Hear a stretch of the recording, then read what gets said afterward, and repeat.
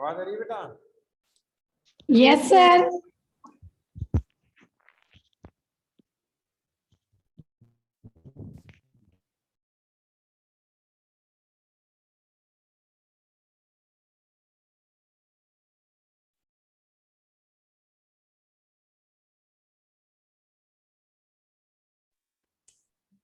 Sir नजर ही नहीं आ रहे।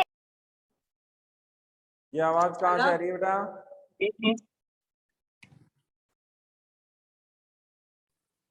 सब लोग माइक ऑफ रखे हैं ना? गैत्र का युद्ध किस किस के बीच में था?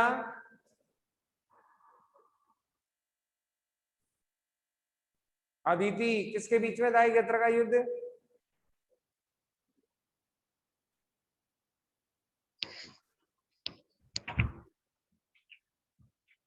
भारत के प्रधानमंत्री कौन थे गैत्र के युद्ध में?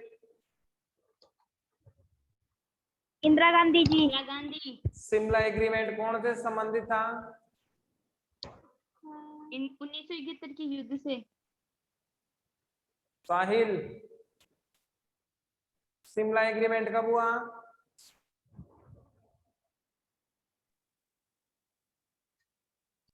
आशा, दीक्षा, खुशबू? 1977। 1971। नहीं नहीं नहीं नहीं नहीं। 1977। 70? 7। नहीं नहीं। आपने Yes, गलत sir, लिख लिया। 77। देखना 1972 में सिमला एग्रीमेंट। सर आपने तो 1971 बताया था। आप देखो 77 बताया था सर। कल वाले नोटबुक में वापस जाओ और देखो वहां 77 लिखा हुआ है क्या? Yes sir. इसको 72 कर लो। Yes sir. 71 है वहाँ पे। 71 में तो बेटा युद्ध है। 71 में तो क्या है? युद्ध। और 72 में क्या था? शिमला समझौता, है ना? भारत पाकिस्तान के मध्य इंदिरा गांधी, जुल्फिकार अली भुट्टो। बताओ क्या दिक्कत है इसमें? एक पार्टी थी शेख मुजीब की, क्या नाम था? Awami party. Awami party. Awami party थी, ठीक है। पूर्वी पाकिस्तान में कौन से आंदोलन हो रहे थे? बांग्ला आंदोलन। बांग्ला भाषा आंदोलन, है ना? ठीक है, बढ़िया बात है। भारत किस कारण से उस युद्ध में शामिल हुआ? इकहत्तर वाले युद्ध में भारत क्यों आया था?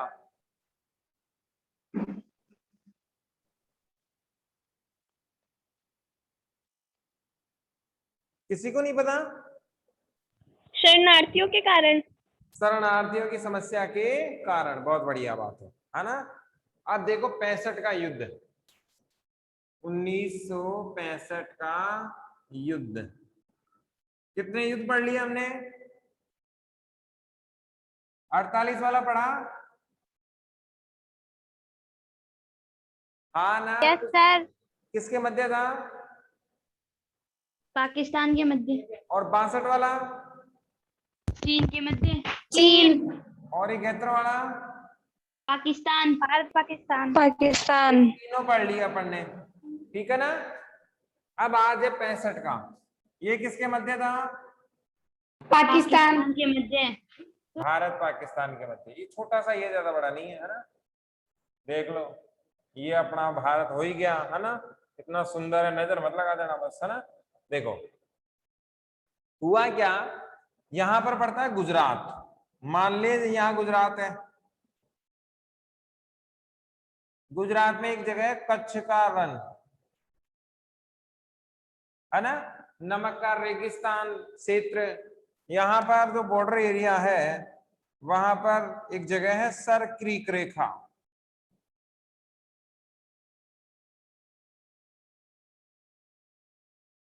है ना?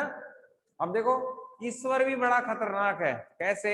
जो अच्छे लोग होते हैं उनके साथ गलत करता है और गलत लोगों के साथ अच्छा करता है। पाकिस्तान आतंकवादी देश, उनके यहाँ सुनामी में द्वीप निकला, है ना, समुद्र से क्या निकल गया, द्वीप निकल गया, और हमारे यहाँ से द्वीप डूब गया, बताओ है कि नहीं है। तो क्या हुआ, अन्याय हुआ। दूसरा उदाहरण देखो, ये जो गुजरात का बॉर्डर है, यहाँ पर भारत की साइड तो दलदल है, भारत की साइड तो क्या है, दलदल, और पाकिस्तान की साइड है पानी। हमारे सैनिक बेचारे दलदल में, उनको कीड़े खा रहे होते हैं, इन्फेक्शन की समस्याएं होती हैं। देखो पानी में रहना कहीं कोई दिक्कत नहीं है, पानी में जहाज की व्यवस्था हो सकती है, नाव की व्यवस्था हो सकती है, और भी बहुत सारे ऑप्शन हो सकते हैं। लेकिन दलदल में कैसे रहा जाए, दलदल में तो ना तो नाव चल सकती, ना जहाज चल सकती, दलदल में तो आपको खुद ही खड़ा रहना पड़ेगा। तो भारत का जो बॉर्डर है सरक्रीक रेखा वाला, गुजरात का बॉर्डर, वहां दलदल ज्यादा है। इसीलिए जो सिक्योरिटी सिस्टम है वो क्या है, इतना मजबूत करने के लिए हमें बहुत मेहनत करनी पड़ती है।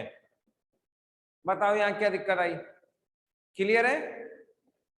अब लिख लो सरक्रीक रेखा और कच्छ का रण कहाँ है, या ऐसे लिख लो सरक्रीक रेखा क्या है, ऐसे लिखो सरक्रीक रेखा क्या है, आंसर लिखो।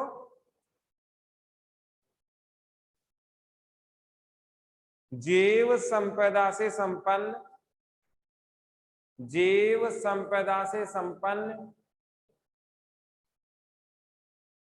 पाकिस्तान बॉर्डर पर स्थित, जैव संपदा से संपन्न पाकिस्तान बॉर्डर पर स्थित दलदली क्षेत्र है, दलदली क्षेत्र है।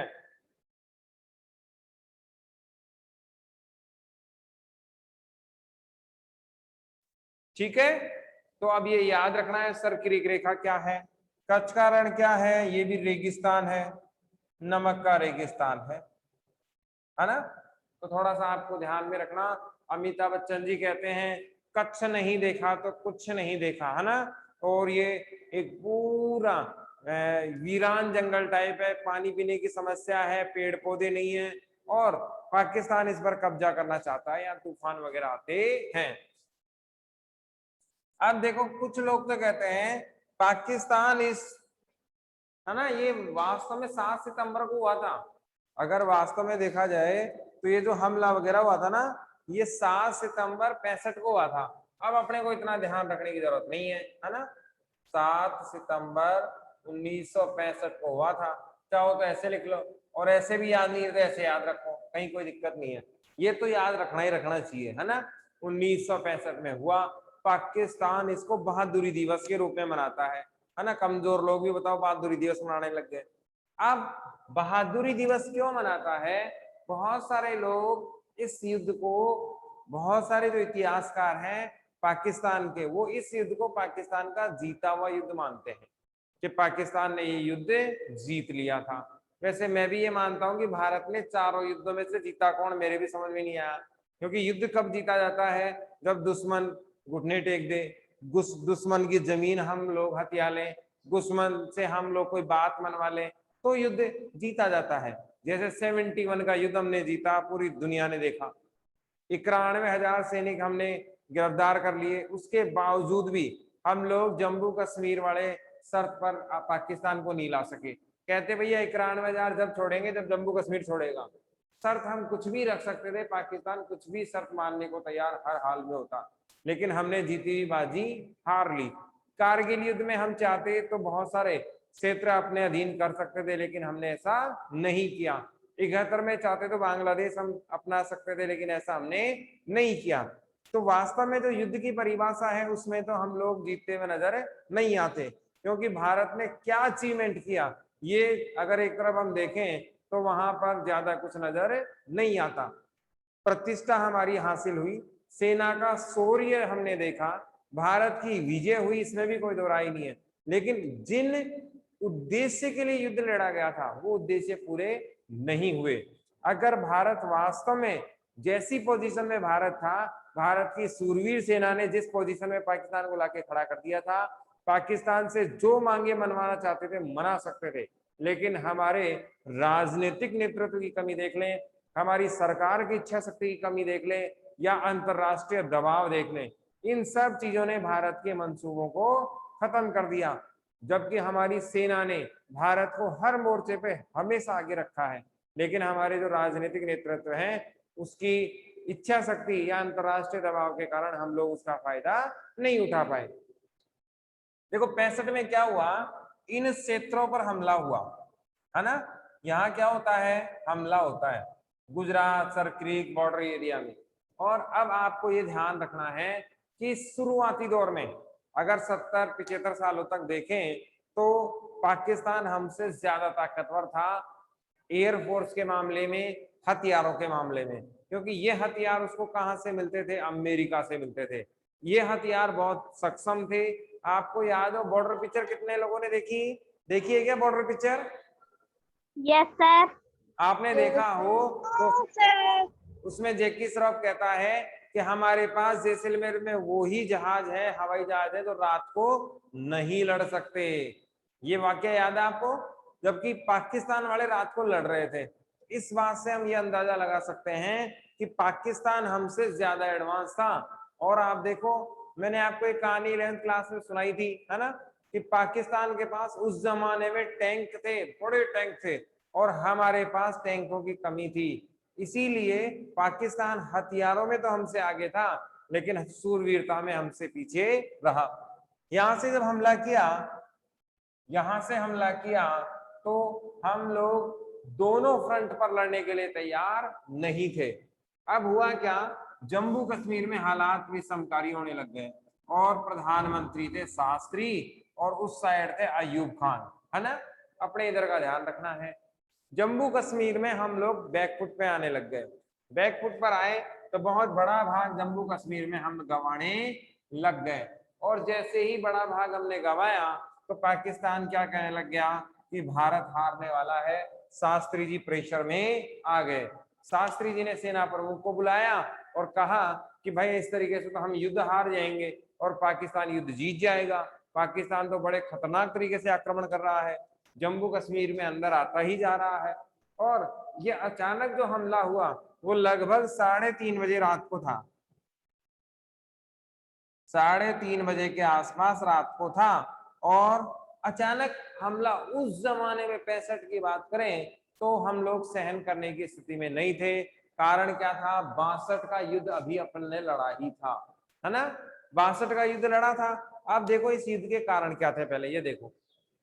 पाकिस्तान ये सोच रहा था भारत खराब स्थिति में है, 62 का युद्ध लड़ा है, तैयारी अभी नहीं हुई है, सेना बुरी तरीके से गिरी हुई है, हालात बहुत ज्यादा खराब है, सेना का मनोबल टूटा हुआ है, ये सही और उचित मौका है।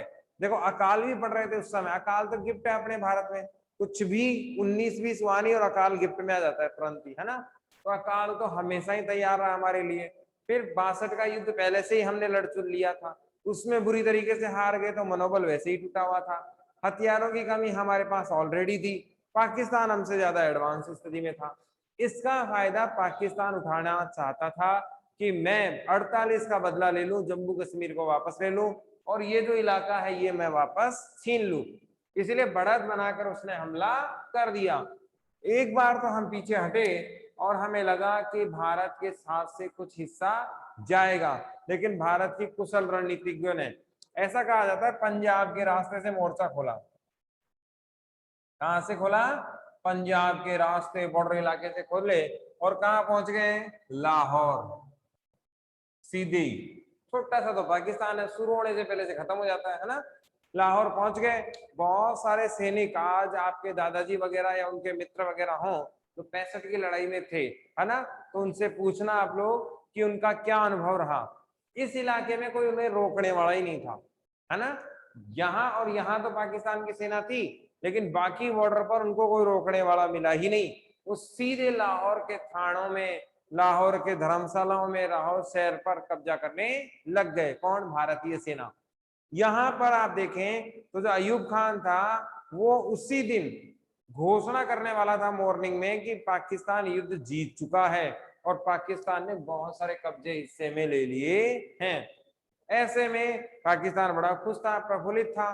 फिर अचानक खबर आई पाकिस्तान के पास कि किस चीज की आप घोषणा करना चाहते हो? भारतीय सेना तो लाहौर में आ गई है और हालात इतने बुरे हो गए हैं कि अब इनको निकालना भी क्या है, मुश्किल है।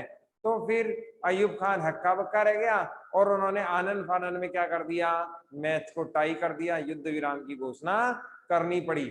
और बाद में जब भारतीय सेना ने मोर्चा खोला, फिर आप जानते ही हो सारे बैकफुट पे वापस चले गए। लेकिन कुशल रणनीति के कारण ये युद्ध हम जीत गए। अब यहाँ पर सोचने वाली बात यह है कि कुछ हिस्से पाकिस्तान ने जीते, कुछ हिस्से भारत ने जीते। भारत ने जीते वो पाकिस्तान से 4 गुना ज्यादा थे। भारत ने जो हिस्सा जीता, जैसे मान लो 100 ग्राम जमीन जीती, ग्राम में तो नहीं होती, किलोमीटरों में होती है जमीन, तो 1 किलोमीटर जमीन जीती किसने, पाकिस्तान ने। तो भारत ने 4 किलोमीटर जीती थी। 4 गुना जमीनें हमने पाकिस्तान की ली थी। इसका मतलब ये होना चाहिए था कि भाई आप हमारी 1 बीघा जमीन छोड़ोगे तो भारत भी 1 बीघा छोड़ देगा, जबकि 3 बीघा भारत को रखनी चाहिए थी। लेकिन भारत ने ऐसा नहीं किया। और समझौता कौन सा हुआ, ताशकंद। काम की चीज है, एग्जाम में आता है बहुत ज्यादा, शिमला से भी ज्यादा यही पूछा जाता है। ताशकंद कब हुआ था, 66 में हुआ था। अब याद रखना, युद्ध के ठीक 1 साल बाद 71 वाला युद्ध हुआ, बांग्लादेश था ना पाकिस्तान वाला, उसमें तो एग्रीमेंट हुआ शिमला एग्रीमेंट, और वो हुआ 72 में, है ना। सवाल पूछ ले शिमला समझौता कब हुआ, तो 72 में हुआ। ताशकंद समझौता कब हुआ, 1966। अब यहां पर एक बात ध्यान रखना है, भारत के कौन थे, शास्त्री जी, है ना, और उधर से अयूब खान था ही। अपने को ये याद रखना है, बस इतना ही। ये कहाँ हुआ मामला, ये ताशकंद जगह है उज्बेकिस्तान। उज्बेकिस्तान उस समय किसका भाग था, सोवियत संघ का था। किसका भाग था, सोवियत संघ का भाग था। अब देखो इस कहानी में कुछ नहीं रखा है, बांग्लादेश वाली तो कहानी बोर्ड में पूछता है, आपसे पूछेगा बांग्लादेश में क्या हुआ, कैसे हुआ, सारी बातें वो आपसे सुनना चाहता है, आपसे राइटिंग में लेना चाहता है। लेकिन यहाँ अगर देखें तो यहाँ आपसे वो कुछ भी नहीं जानना चाहता, वो आपसे यहाँ से ताशकंद समझौता और युद्ध में कौन कौन था, या शास्त्री जी कैसे थे, युद्ध में क्या क्या शर्तें हुई, युद्ध के बाद भी वो आपसे जानना चाहता है। फिर भी स्टोरी अपन ने समझ ली। देखो हुआ क्या, शास्त्री जी जब 10 जुलाई को वहां गए, ये डेट भी रहने दो आप, है ना, 1966 की बात करते हैं अपन। जब वहां पहुंचे उज्बेकिस्तान, तो यहाँ जो समझौते में मीडिएटर था वो था सोवियत संघ। एक बात तो ये, दूसरी बात, शास्त्री जी ने, आपकी किताब में ये चीजें नहीं है लेकिन फिर भी मैं आपको बता रहा हूँ, आईआर का सब्जेक्ट है इसलिए, शास्त्री जी ने देश को फोन किया कि भारत जिसकी इंतजार में है, भारत जिस व्यक्ति की प्रतीक्षा में है, उस व्यक्ति को मैं लेकर आने वाला हूं नेक्स्ट डे। और ऐसा कहा जाता है उस फोटो में सुभाष चंद्र बोस जैसा कोई व्यक्ति नजर आ रहा है। ये सबूत आज तक नहीं मिले हैं कि वो व्यक्ति सुभाष चंद्र बोस ही थे क्या, एक बात, लेकिन वो लग उनकी जैसे ही रहे थे। फिर शास्त्री जी का फोन करना इस बात के लिए कि भाई कल मैं उस व्यक्ति को लेकर आ रहा हूं जिसका इंतजार पूरे देश को है, तो वो व्यक्ति कौन था, आया क्यों नहीं, दूसरा सवाल। तीसरा, शास्त्री जी को किसी भी प्रकार के दिल की बीमारी नहीं थी, किसी भी प्रकार की दिल की बीमारी नहीं थी। फिर शास्त्री जी का अचानक दिल का दौरा पड़ना, अचानक दिल का दौरा पड़ना, ये सवाल खड़ा करता है कि नहीं। मैं ये नहीं कह रहा कि अटैक नहीं आ सकता, स्वस्थ व्यक्ति को अटैक नहीं आ सकता, मैं ये नहीं कह रहा, लेकिन एक प्रधानमंत्री जैसे पद पर रहने वाला व्यक्ति, जिसकी चेकअप कितने होते होंगे, कितने मेडिकल सर्विसेज होती होंगी, उनके साथ अगर ऐसा होता है तो ये सोचने वाली बात है। आम आदमी के साथ होता है तो समझ में आता है, हम हॉस्पिटल नहीं जाते, चेकअप नहीं कराते, लेकिन शास्त्री जी जैसे विद्वान आदमी, संयमित आदमी, है ना, दिनचर्या को बहुत व्यवस्थित रखने वाले आदमी के साथ अगर ऐसा हुआ तो विचारणीय बात है। फिर बहुत सारे थ्योरीज ये भी कहते हैं, बहुत सारे मीडिया चैनल्स ये कहते हैं कि उन्हें जहर दिया गया था, बहुत सारी बातें XYZ हुई। अपने 2 ही बातें काम किए, अचानक वहां शास्त्री जी की क्या हो गई, मृत्यु हो गई, 11 तारीख को ये हुई। और भारत के पहले प्रधानमंत्री जिनका देहांत कहाँ हुआ, विदेश में। कहाँ हुआ, विदेश में। तो उनका नाम क्या है, शास्त्री जी है। शास्त्री जी अपने साथ बहुत सारे सवाल छोड़ के चले गए, वो व्यक्ति कौन था। और दूसरी बात, दूसरी थ्योरी यहाँ ये भी काम करती है, पाकिस्तान की जो जमीन हमने जीती थी, है ना, पाकिस्तान की जो जमीन हमने जीती थी, उस जमीन को लौटाने का प्रेशर हम पर था, अंतरराष्ट्रीय दबाव शास्त्री जी पर था कि आपने जमीन जो ली है वो वापस लौटानी पड़ेगी। बहुत सारे राजनीतिक विद्वान के विज्ञान के विद्वान कहते हैं कि शास्त्री जी इस प्रेशर को नहीं झेल पाए और उन्होंने इस प्रेशर के कारण ही अटैक आ गया और फिर वो शांत हो गए। बहुत सारे बातें हैं, बहुत सारे विवाद इसको लेकर हैं। अपने को बस इतना ही ध्यान रखना है कि ये युद्ध कब था, 65 में था, और दोनों में यहाँ पर क्या हुआ, मामला गड़बड़।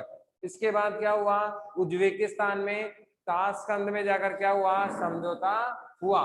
कब हुआ, 66 में, इसीलिए इसे ताशकंद समझौता भी कहते हैं। बताओ क्या समझ में नहीं आ रहा है यहाँ पर? खुशबू, सूर्य, ये सूर्या, राहुल, अर्जुन, यहां तक कोई दिक्कत आई? नहीं सर। ना सर। सवाल लिख लो। ताशकंद समझौते को स्पष्ट कीजिए। ताशकंद समझौते को स्पष्ट कीजिए।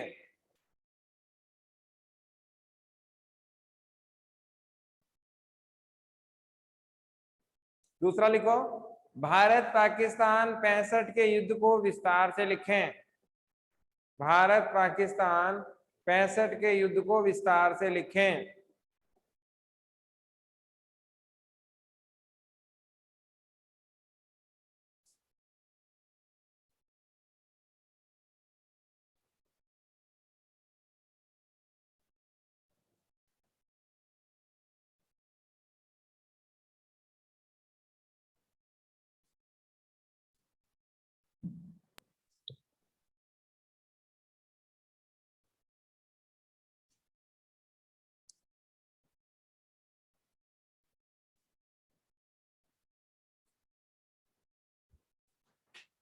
देखो अब बात करते हैं,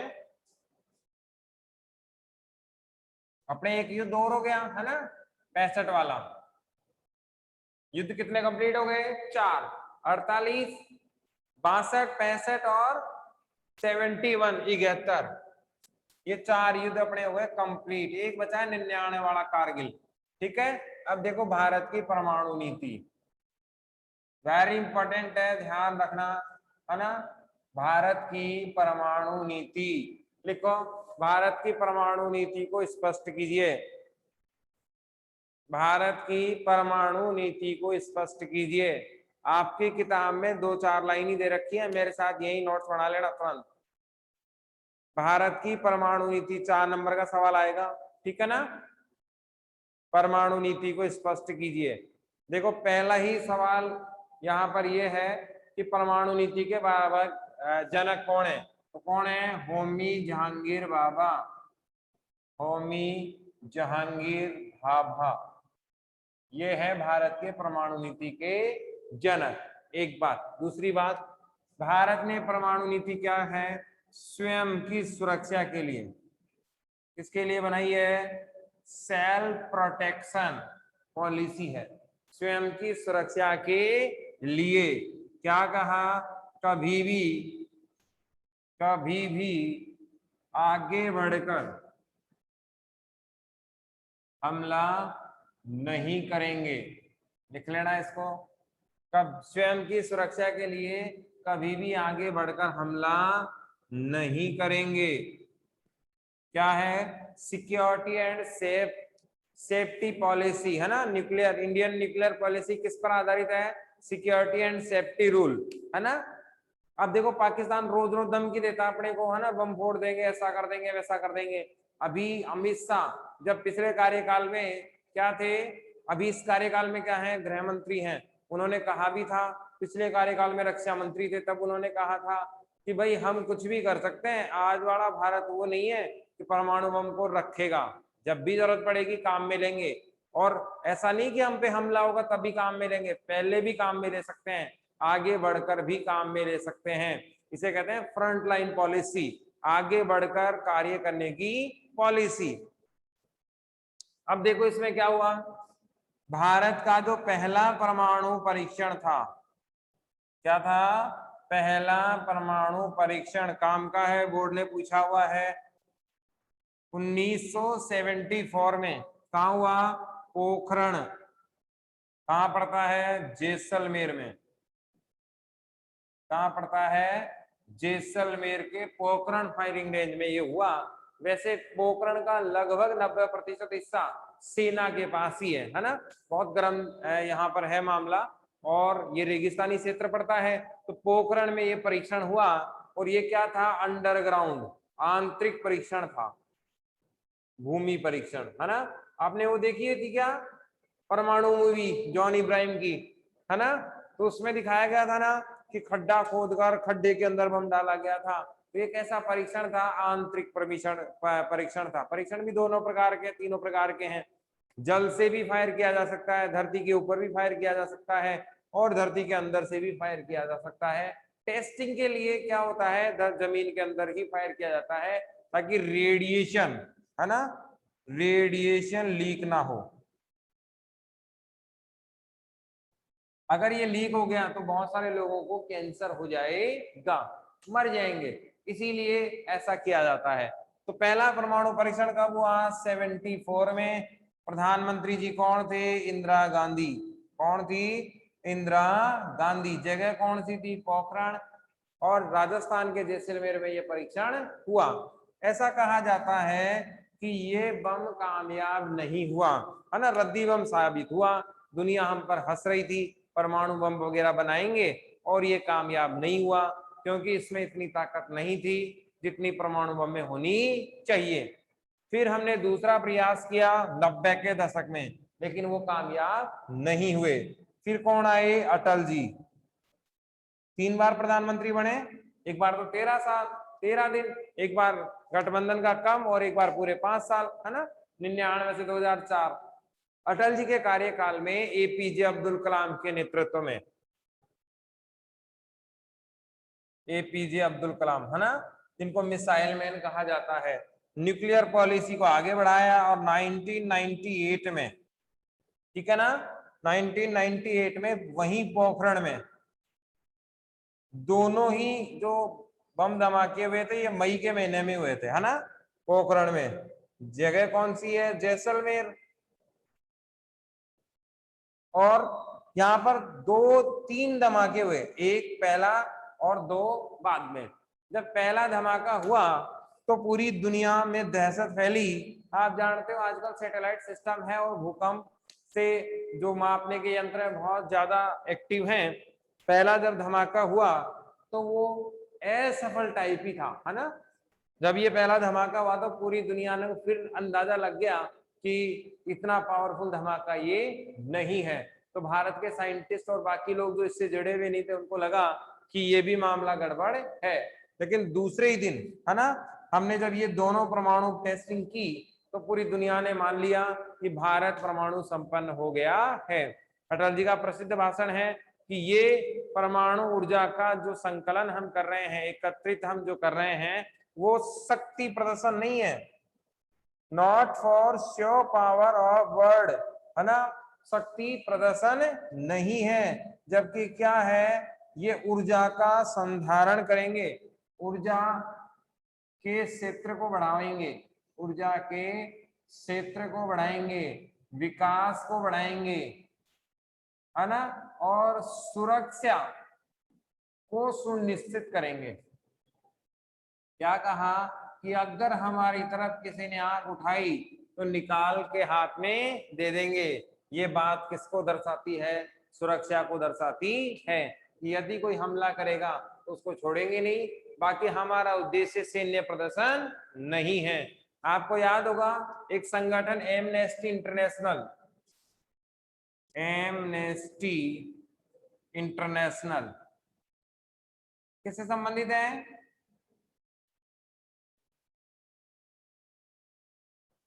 निकिता जुड़ी हुई है क्या,